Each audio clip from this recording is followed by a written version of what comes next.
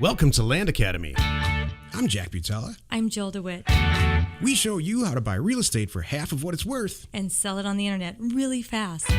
We are Jack and Jill, and this is the Jack and Jill Show too. With over 15,000 completed transactions, we're the experts at acquiring property. Of all kinds, not just land. For half price and flipping them for way more. All right, let's get this show started. Jack Butala with Jill DeWit. Happy Monday. Welcome to our show today. In this episode, Jill and I talk about the if-then real estate game. With us, Jack and Jill. Before we get into it, let's take a question posted by one of our members on the landacademy.com online community. It's free. Cool.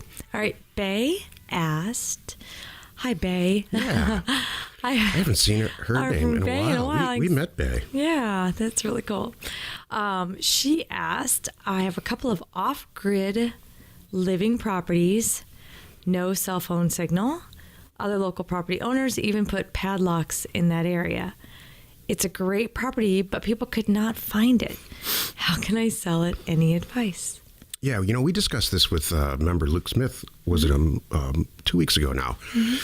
And he had a pretty good solution. He just said kind of let the problem solve itself. Mm-hmm. You know, he said he doesn't go look at any property without bolt cutters in his trunk.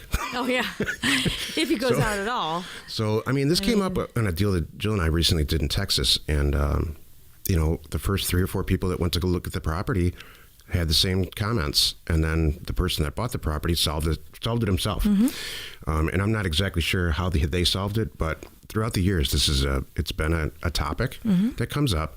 And I stopped, my bolt cutters, by the way, are long gone. Right, we don't do that.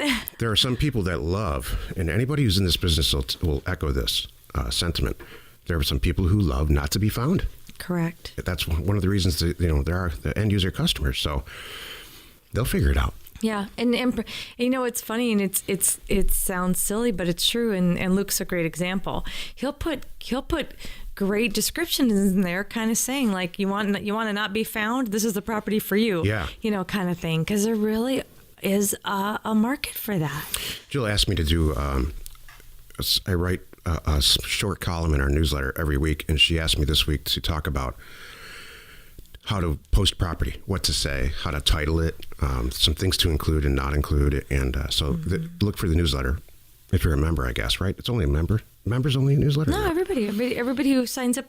If you have our ebook or I have a group on Facebook that you can just sign up to get the weekly newsletter. Okay. And yeah, we're going to start really getting into, that's a good point. Thank you, Jack. We're going to start a series, it's going to be a 4 or 5 week series, starting with, let's talk about how to properly title your posting, you know, right there, because you want to grab their attention. You want to have a great heading that, you know, because otherwise they're just going to scroll on down.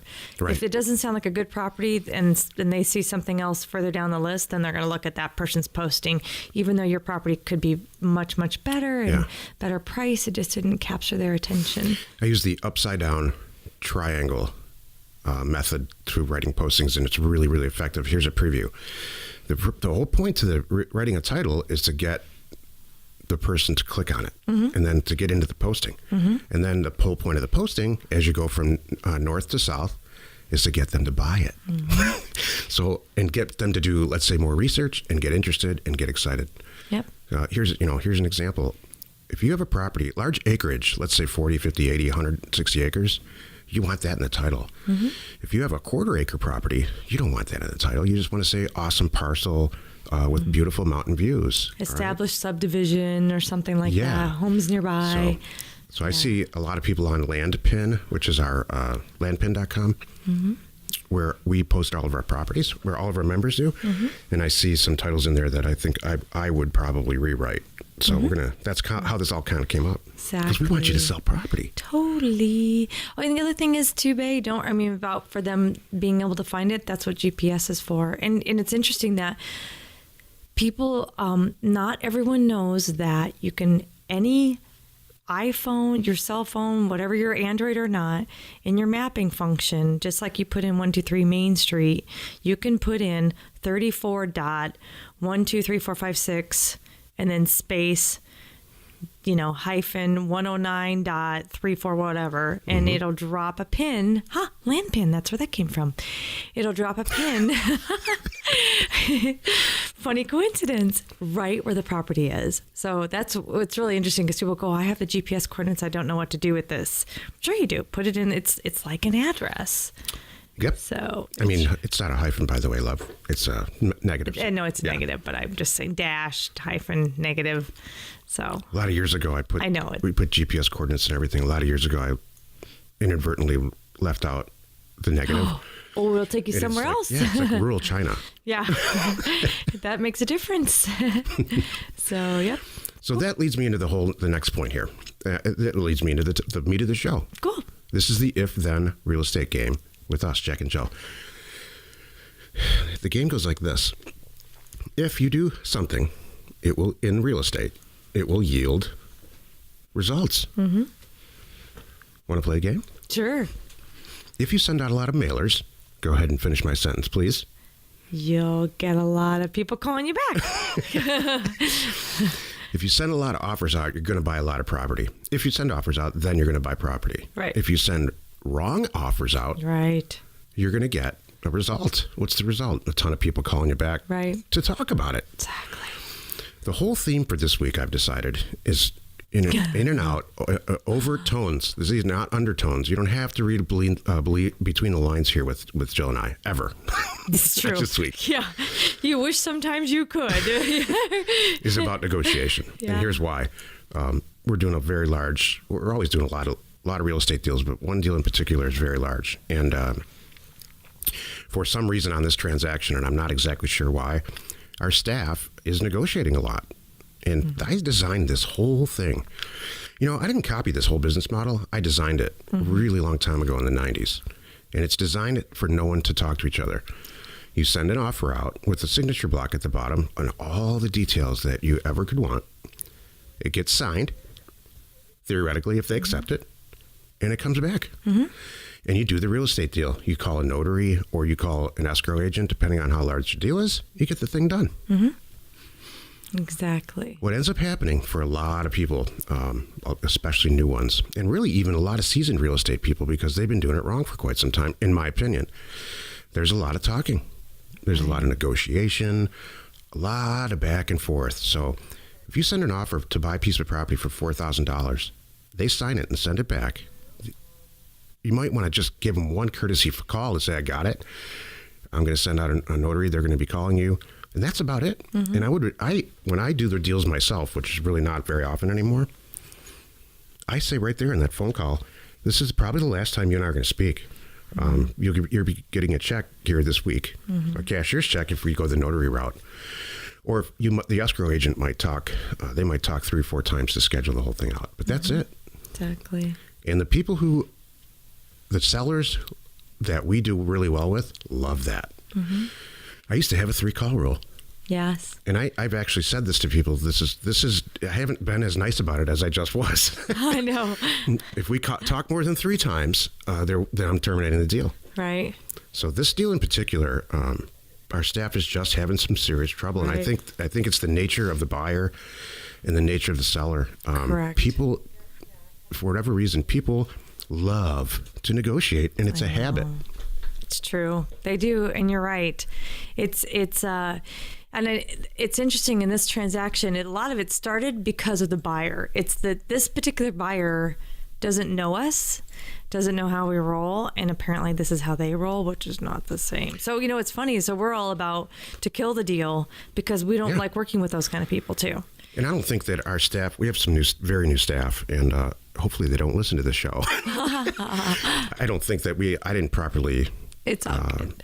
I didn't properly explain how we roll. Right. And we're just not going to do that now. Yeah. And then it's like, because we're not going to do back and forth phone calls. It takes too much time. It does. It's wasting our time. Because at the end of the day, whatever price it is that we're negotiating and I'm wasted all my time on, that's 3 more deals I could have done quickly, easily. And so now it's cutting into money and it's not worth it.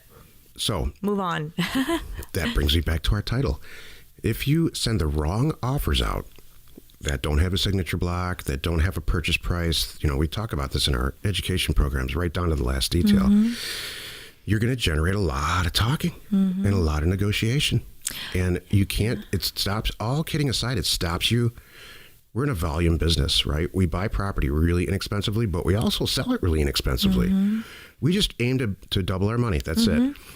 And so if we buy a 40-acre property for $4,000 to $8,000, we're going to sell it between $8,000 and $16,000, which is a smoking deal. That really messes with some people. They think they're selling it too inexpensively. I know. And then, of course, it's very natural for someone, a buyer, to want to get some money off, to want to negotiate the purchase price. Well, guess what? We don't do that either. Exactly. They click on it, and they put their credit card in. If it closes by escrow, they put the down payment in. And that gets the ball started with the escrow agent. Or if it's a cash sale or a term sale that we're going to close ourselves, it's for the whole purchase price or the down payment there. So there should be no talking there either. It's like, if you open the door to allow negotiations, then it's going to be a mess. That's right. It's your deal. It's your deals. It's your acquisition and your purchase. It's not the sellers and it's not the buyers.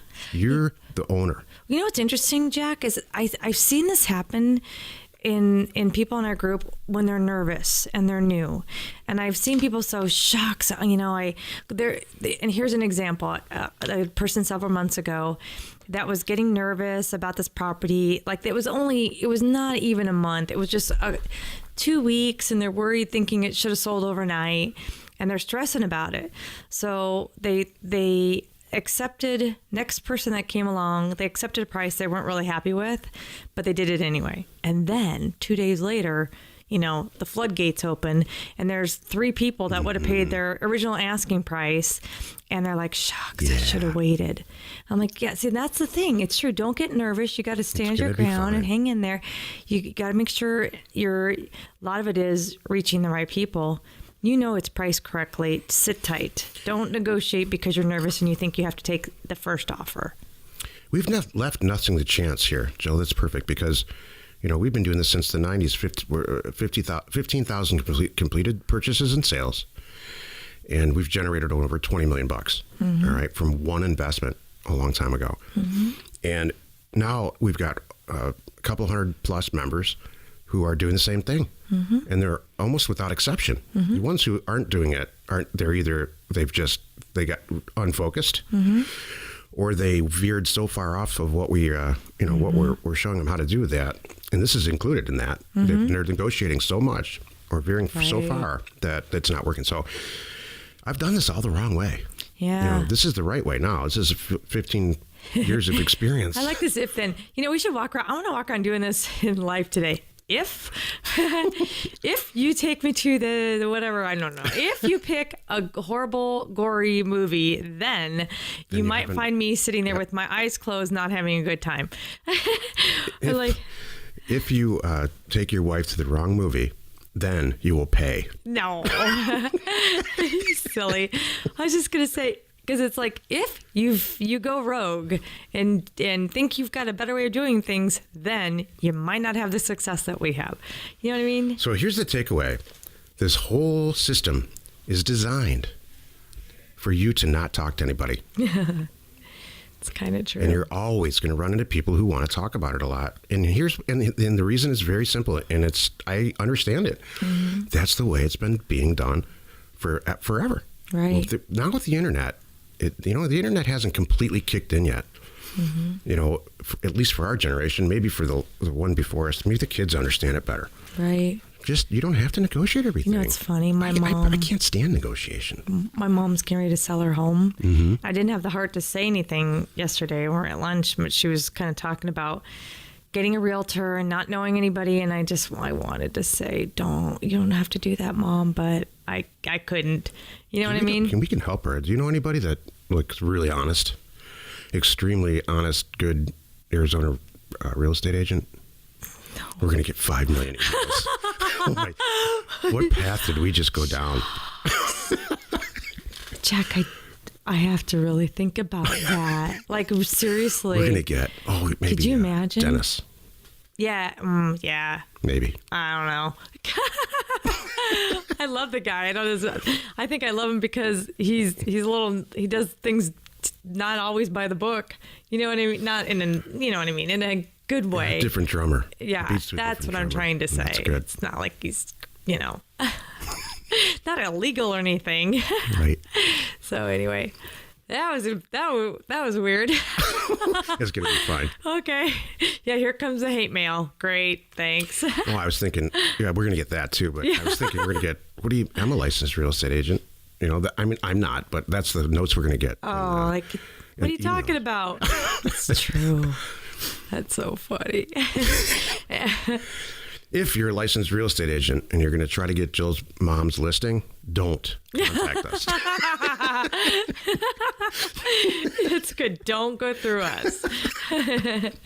That's so funny. Hey, join us in another episode where Jack and Jill discuss how to use information, that's me, and inspiration, that's me, to get just about anything you want. We use it every day to buy property for half of what it's worth and sell it immediately. You're not alone in your real estate ambition.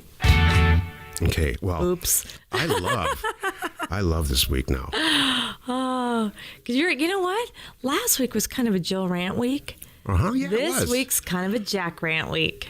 Yeah, exactly. I guess, is that part of our new year and our new way of doing things? 2017 is we're not messing around. Yeah, I mean, I never have been messing around. I know. I mean, honestly, you don't. I need a corporate culture. I need a corporate culture. Our newer people more. And a lot of it's because we're going back and forth between states. Yeah, we're gonna reel everybody back in here.